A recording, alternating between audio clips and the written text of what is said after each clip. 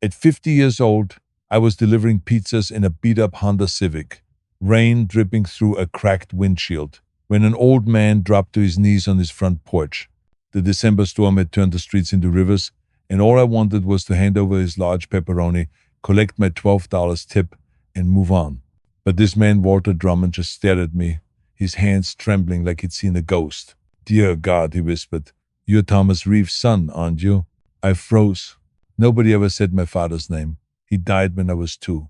Mom took most of his story to her grave 3 years ago. "Sir, are you okay? Should I call someone?" I asked, half worried, half annoyed. Walter's eyes filled with tears. "I've been searching for you for 30 years, Noah." My heart kicked hard against my ribs. "How do you even know my name?" "Because I was your father's business partner," he said. "We started a company together in 1982, Drummond Reeve Developments. Your father owned half." Before I could process that, he grabbed my arm with surprising strength. "Please," he said, "come inside. What I'm about to show you will change everything." I should have walked away. I had 3 more deliveries getting cold in a car. But there was something in his voice, something desperate and true, so I followed him. His living room walls were lined with framed photos and documents. He pulled one down, a faded picture of 2 young men in hard hats grinning at a construction site. "That's your father and me," he said. "The day we signed the papers." I stared. My father looked exactly like me. Same dark hair, same jaw, same crooked nose. He never told my mother about this. I said quietly, "Because we thought we'd failed," Walter replied. "The city denied our permits. Your father died 2 months later, believing he'd lost everything." He shuffled to his desk and opened the one folder, his hands shaking. "But 6 months after his death, the city reversed the decision. That worthless swampland we bought, it became the Riverside Technology Corridor." He handed me a stack of documents, lease agreements, ownership papers, checks. Then he opened a bank statement. The number at the bottom made my vision blur. I couldn't breathe. "Google built their hub on Lot 15, Walter said softly. "Microsoft on 23. 3 hospitals. 47 office buildings. Half of it belongs to you." I sank to the floor, my pizza bag spilling across the Persian rug. 6 months ago, I had a career, a home, respect. Then my ex-wife Alicia married my billionaire boss, Vincent Harlow, and together they burned my life to the ground. False accusations, blacklisted career, everything gone. "Enjoy being nobody," her last text had said. And now I was staring at proof that I wasn't just somebody, I was heir to the land the empire sat on. Walter leaned closer, his voice trembling. "There's more.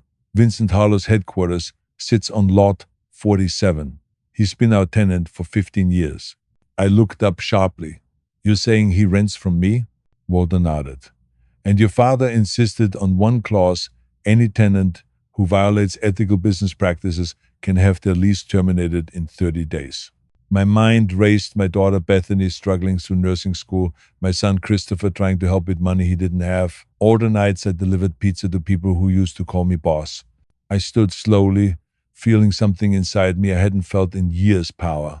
"Mr. Drummond," I said quietly, "I think it's time we read that contract again. I think it's time Vincent Harlow met his new landlord." I said. Walter smiled, and for the first time in 6 months, I felt something I hadn't in years: hope.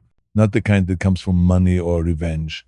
The kind that feels like justice finally putting its hand on your shoulder. The man who destroyed me because he could was about to learn that karma sometimes comes with a 30-day eviction notice. 6 months earlier, my life looked very different. I'd spent 23 years at Harlow Industries, climbing from warehouse coordinator to senior logistics manager. My office overlooked the Philadelphia skyline. I had a team of 42 people who respected me enough to vote me Manager of the Year 3 years in a row. The divorce from Alicia had been final for 8 years, and truthfully, I was doing better without her. My kids were thriving. Bethany was in her final year of nursing school at Temple University, top of her class, volunteering at Children's Hospital on weekends. Christopher had just made partner at McKenna and Associates, the youngest in the firm's history, at 31. We had Sunday dinners at my place in Binmar twice a month. Nothing fancy, but it was home. "Dad, you need to start dating again," Bethany would say, passing me the mashed potatoes. You're only 50. That's young these days. I'm focused on my work, sweetheart. I'd tell her. Besides, after your mother, I think I've had enough excitement for one lifetime. Christopher would laugh. Mom was definitely exciting. Remember when she tried to get us to invest in that pyramid scheme? We'd laugh about it now, about Alicia's endless hunger for more money, more attention, more everything. She'd left me for a real estate developer who went bankrupt 2 years later. Last I heard, she was working as a receptionist at a dental office. Then came the company gala in June. Harlow Industries never did anything halfway. They rented out the entire Four Seasons ballroom, brought in celebrity chefs, and made everyone feel like royalty for one night. I was chatting with my team when Vincent Harlow himself walked over, grinning wide, a woman on his arm. Noah, he said in that booming boardroom voice, I want you to meet my fiancée properly. The woman turned, and my blood turned to ice. Alicia. She stood there in a gown that probably cost more than my monthly salary. Diamonds dripping from her ears. That same calculated smile I knew too well. Hello, Noah, she said sweetly. It's been too long. Small world, isn't it? Vincent said proudly, his hand tightening around her waist. Your ex-wife joining the Harlow family. Life's funny that way. My team went silent. Nobody made eye contact. I forced a smile. Congratulations to you both, I said. Alicia's eyes glinted. We should have dinner sometime. All of us like adults. I'd love to hear how the kids are doing. The way she said kids, like she hadn't missed 8 years of birthdays and graduations, made my jaw clench. But I stayed calm. They're doing great. I said, excuse me, I see someone I need to speak with. I walked away, but I could feel her eyes following me. Later that night, my assistant Janet found me on the balcony. You okay, boss?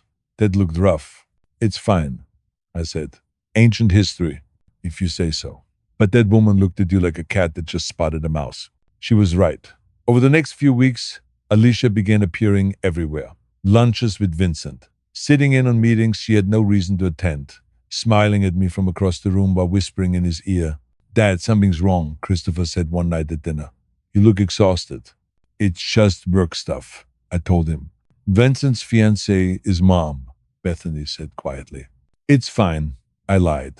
I just have to stay professional. Dad, Christopher said, in that lawyer tone of his. You need to document everything. This feels like trouble. He was right. My mother, Dorothy, would have seen it coming. She'd warned me years ago, Noah, you're too trusting, just like your father was. Thomas always saw the good in people, even when it wasn't there. She raised me alone after Dad died in that car accident when I was 2. Worked double shifts at the hospital to put me through school. The day she passed, she left me a box of Dad's things and a note that said, the world isn't fair, but truth always finds daylight. I didn't know then how right she'd been. Looking back now, I should have listened to Christopher. I should have seen the trap Alicia and Vincent were building. But I believed in hard work, loyalty, and fairness. I thought if I just kept my head down, I'd be fine. I was wrong. I was wrong. The destruction of my life happened in exactly 72 hours, and it started with a phone call at 7:30 on a Monday morning. Noah, we need you in human resources immediately, the voice said. It was Carol Patterson, our HR director, and the tone in her voice made my coffee taste like ash. The walk to HR felt like a funeral march. Carol was sitting behind her desk when I arrived, 2 security guards standing by the door. A stack of papers sat between us like an accusation. There's been a serious allegation of theft, she said, sliding the documents toward me.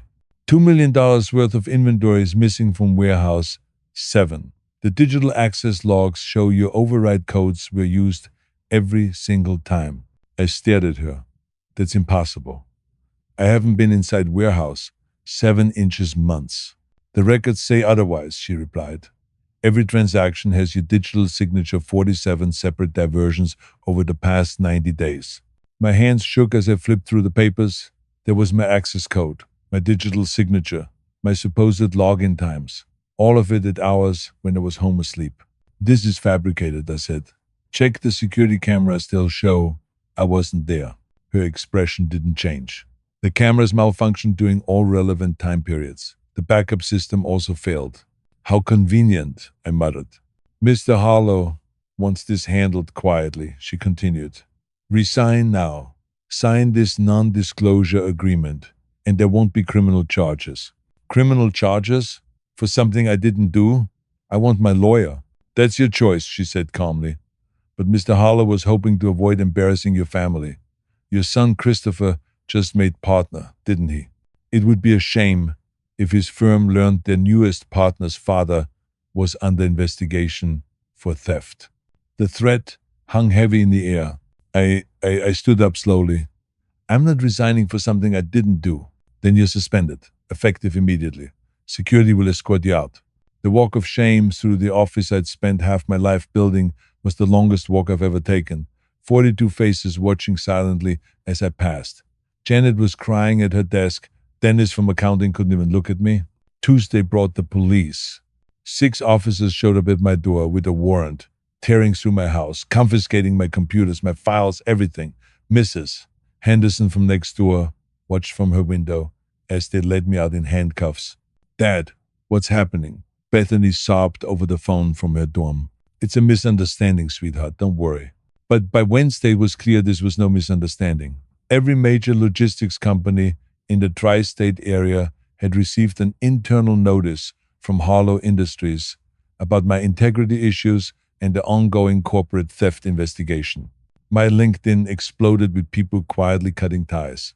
23 years of relationships evaporated in 23 hours. Then came the text, enjoy being nobody, Noah. You always were too small for the life I wanted. Vinny sends his regards. Alicia, I called Christopher immediately. I need a lawyer who isn't afraid of Vincent Harlow. Dad, I'll represent you myself. No, you just made partner. I won't let them destroy your career too. The lawyer I hired instead charged $500 an hour. By week 3, my savings were gone. By month 2, my house was in foreclosure. Vincent had an army of attorneys, and they buried us in paperwork. Noah, my lawyer, finally admitted one night. They've done this before. 3 other executives who crossed Harlow ended up with similar accusations. None of them could prove their innocence. So I'm just supposed to give up? I asked. I'm saying you're David fighting Goliath, except this time Goliath owns all the stones. I sold everything, the house, the car, even my father's old watch. Christopher offered to help financially, but I refused. Bethany offered to drop out of school and work full-time, and I couldn't bear the thought. I'd rather go broke than let her give up her future because of Vincent's lies. Luigi's Pizza was the only place that didn't care about my background. Luigi Morelli was old school. You show up, you work, you get paid. I don't care what the papers say, he told me. Delivering pizzas at 50 was a special kind of humiliation. My first delivery was to someone from my old department. The second was to a neighbor. The third was to one of Alicia's friends. She laughed when she saw me and tipped me a condescending 20. One night, I pulled up to a red light. A black BMW rolled up beside me. Dennis from accounting. He looked at the Luigi sign on my beat-up Civic. Our eyes met for a split second before he looked away. That was the night I realized what it truly meant to lose everything. 3 months into this new life, I'd stopped fighting. Pride was a luxury I couldn't afford. I delivered pizzas, lived in a damp studio apartment that smelled like mildew, and avoided every place where someone might still recognize me. The man who once ran logistics for $1 billion firm now counted coins at gas stations.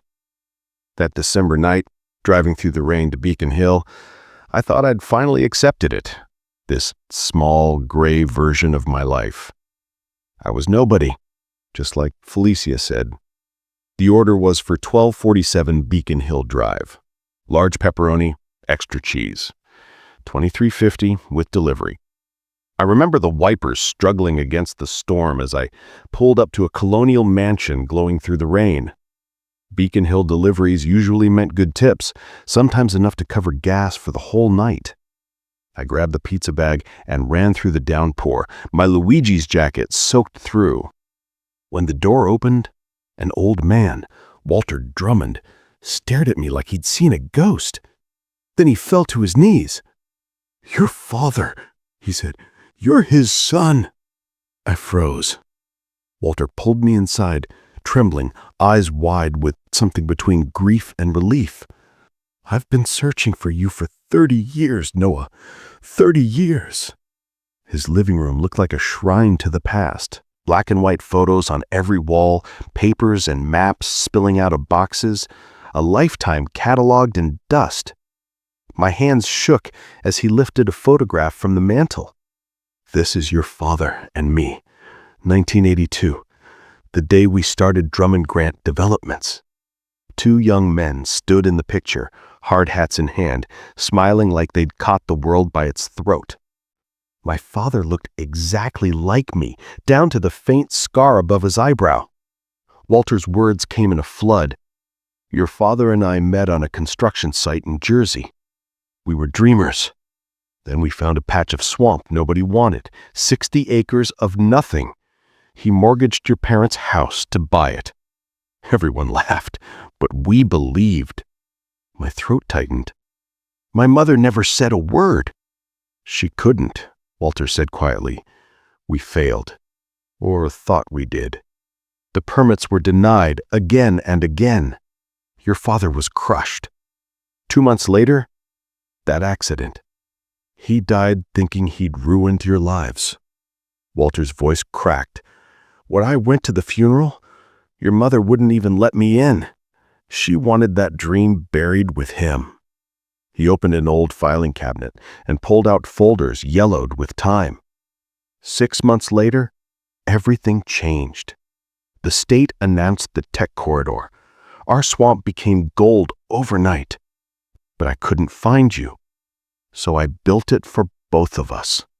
He showed me decades of records, leases, contracts, interest statements, all untouched, all waiting.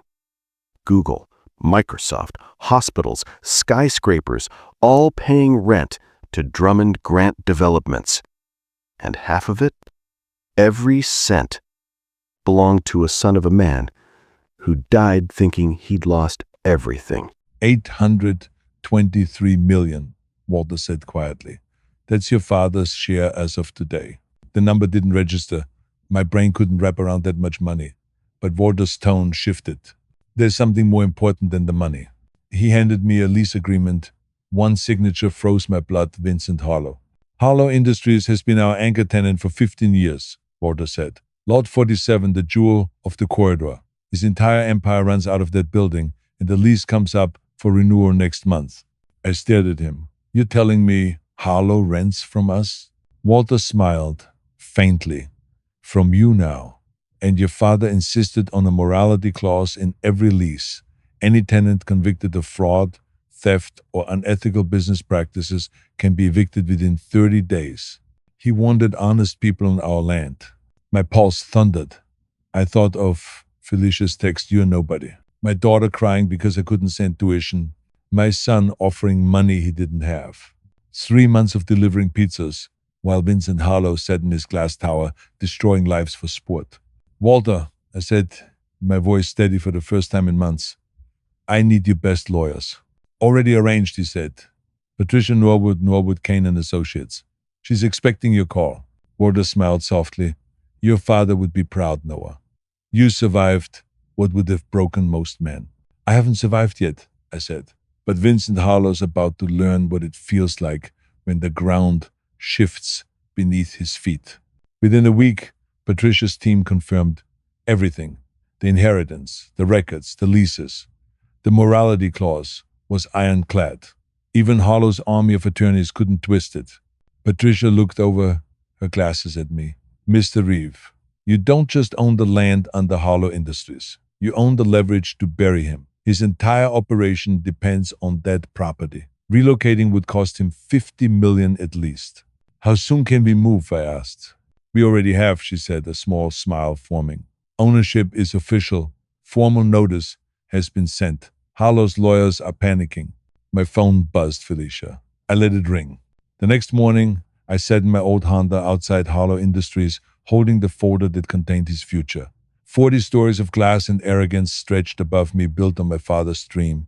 The security guard who used to ignore me barely glanced up. He'd know my name soon enough. The phone rang again. I answered. Noah? Felicia's voice was tight, trembling. Vincent's losing it, something about a lease, an ownership change. You wouldn't know anything about this, would you? Actually, I said, watching Harlow's Bentley glide into his private spot. I would tell Vincent his new landlord wants to talk about his business practices. Meetings in 20 minutes. What are you talking about? Have you lost your mind? Oh, and Felicia, I said, smiling into the rain. That penthouse Vincent bought you last month, the one you said I'd never set foot in again, it's built on Drummond Grant land. My land. The silence was delicious. Then came the shriek. That's impossible. You deliver pizzas. Not anymore, I said. See you in the conference room. I walked through the marble lobby in the same suit I'd worn the day I was fired, pressed, clean, defiant. The receptionist's confusion deepened as Patricia's team swept in behind me. 6 lawyers, sharp as scalpels. We're here for the emergency meeting with Mr. Harlow, Patricia announced. Conference room A. The elevator climbed 40 floors, each one heavier than the last. It felt like ascending toward justice. When we stepped into the conference room, Vincent was already there, 12 lawyers, information beside him. Felicia sat pale and silent at his left. Hello, Vincent, I said, taking the seat at the head of the table. Thank you for meeting with your landlord.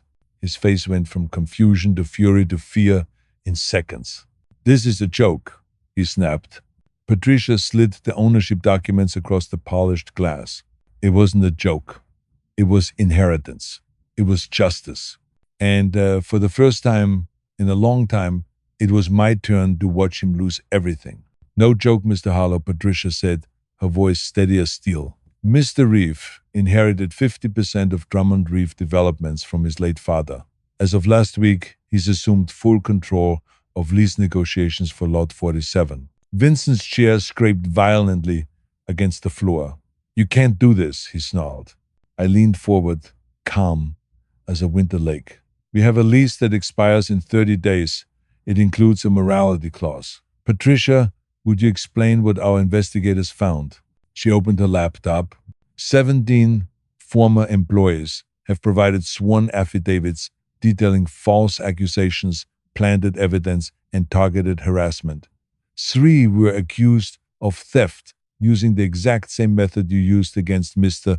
Reeve, digital forgeries, conveniently malfunctioning cameras, the whole pattern. Vincent's face went pale. You can't prove anything. I smiled faintly. We don't have to. The morality clause doesn't require conviction, just credible evidence of unethical conduct. I paused, then stood, looking down at the man who had dismantled my life for sport. But I'll make this easy for you, Vincent. You have 2 options. He clenched his fists. What options? Option 1, you vacate Lot 47 within 30 days. Move your entire empire elsewhere. Good luck finding 40 floors with your infrastructure needs. His voice cracked. Option 2? Option 2, you publicly clear my name, pay $30 million in damages, and renew your lease at triple the current rate. I let that sink in. Oh, and you divorce my ex-wife immediately. You can't force me to divorce her, he barked. No, I said, but I can make staying married to her very expensive. Every month you remain married, your rent doubles. Month 1, $6 million. Month 2, 12. Month 3, 24. Let's see how long before your board decides she's not worth it. Felicia shot to her feet, eyes wide, heels clacking like panic against marble. Noah, please, baby, we can fix this. I never meant for it to go this far. Save it, I said without looking at her. Vincent, you have 24 hours. After that, I start the eviction process and I go public with everything. His lead attorney leaned in, whispering urgently. I watched the color drain from Vincent's face as he finally understood his empire stood on my father's land, and now I held the deed. This is extortion, he spat. Patricia adjusted her glasses. No, Mr. Harlow, this is contract law. The same law you twisted to ruin lives. Mr. Reeve is being generous. He could evict you today. I turned toward the door, then stopped. Oh, and Vincent? I said over my shoulder. That text Felicia sent about me being nobody? Thank her for it. It's been very motivating. Vincent tried to fight. He lost spectacularly. Within 48 hours, his board called an emergency session. Patricia made sure every affidavit, every document, every broken life he'd caused hit their desks and the press. By Thursday, the Philadelphia Inquirer headline read, CEO accused of fabricating scandals to destroy employees. Vincent Harlow wasn't a titan anymore. He was a cautionary tale. The corporate statement was sterile. Mr. Harlow has decided to pursue other opportunities. But everyone knew he'd been forced out. The divorce papers followed within a week. Turns out when you marry for money, love vanishes when the money does. Felicia sent dozens of messages. Noah, please. I made a mistake. We were married 20 years. Doesn't that count for something? I'm gonna lose everything. Please answer me. I didn't reply. For 20 years, I'd lived for others, for their comfort, their lies, their greed. Now, silence was my answer. I knew she was still reading my messages. Felicia had a way of haunting silence. One Friday night, she even showed up at Luigi's. Yeah, I still delivered pizzas once a week, not because I needed the money anymore, but because Luigi had given me dignity when the rest of the world had written me off. That man had offered me a job when I had nothing left, and you don't forget people like that. She stood outside in the rain, looking nothing like the woman who'd helped destroy me 6 months earlier. Noah, please, 5 minutes. That's all I'm asking. I kept my voice steady. Your order will be ready in 15, ma'am. She flinched. I'm sorry, she whispered. Is that what you want to hear? I'm sorry for everything. I turned, rain washing down my face. No, Felicia, you're not sorry for what you did. You're sorry you got caught. You're sorry the money's gone. You're sorry you bet on the wrong man. I held out my hand. That'll be $23.50 for the pizza. She threw the cash at me and ran. That was the last time I ever saw her. The 17 employees Vincent had destroyed each received $2 million from the settlement fund I set up. Dennis from accounting, the man who couldn't even look me in the eye the day I was escorted out, cried when he got the call. Noah, you didn't just save yourself, he said, voice breaking. You saved all of us. Walter Drummond became the grandfather I never had. We spent evenings going through my father's old papers, piecing together the man I'd only known through stories. My father, Thomas Reeve, a dreamer who believed business should lift communities, not crush them. Your dad used to say something. Walter told me one sunset overlooking the Riverside corridor. He said, wealth without purpose is just paper, but wealth with purpose that can change the world. We turned half the corridor into affordable housing for displaced workers. The Thomas Reeve Foundation launched with a $100 million fund to help families destroyed by corporate retaliation. Bethany graduated with honors, debt-free, and now runs our free medical clinic in North Philly. At the ribbon cutting, she hugged me and said, Dad, you showed me that falling down doesn't define you, getting up does. Christopher opened his own law firm, defending workers who can't afford to fight back. His first case, pro bono, a janitor, falsely accused of theft. We won. The janitor's little girl sent me a crayon drawing that sits on my desk beside my father's photo. My granddaughter, Dorothy Christopher's baby girl, will grow up carrying a name that means something again. Not because of the fortune, but because when we finally had power, we used it to protect those who didn't. Standing in my father's old office, now mine, Walter placed his hand on my shoulder. Tommy would be proud, he said softly.